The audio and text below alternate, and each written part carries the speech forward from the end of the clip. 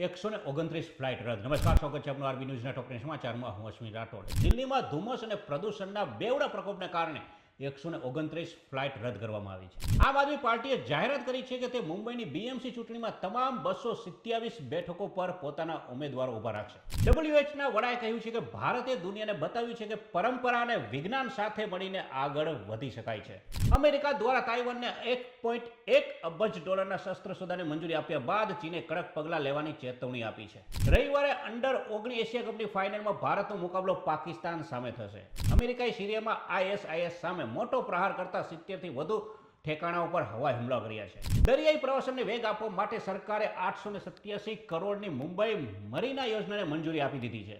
T20 world cup 2026 માટે ભારતની ટીમની જાહેરાત કરવામાં આવી છે, જેમાં શુભમન ગિલને ડ્રોપ કરવામાં આવ્યો છે અને તો સૂર્યકુમાર યાદવને કેપ્ટન બરકરાર રાખવામાં આવ્યો છે. તાઇવાનમાં જાહેરમાં સ્મોક બોમ્બ ફોડીને હુમલાખોરે ચાકુથી ભીડ પર હુમલો કર્યો, જેમાં 3 લોકોના મોત થયા છે. ભ્રષ્ટાચારના કેસમાં પાકિસ્તાનના પૂર્વ પીએમ ઇમરાન ખાન અને તેમની પત્નીને 17 વર્ષની જેલની સજા ફટકારવામાં આવી છે.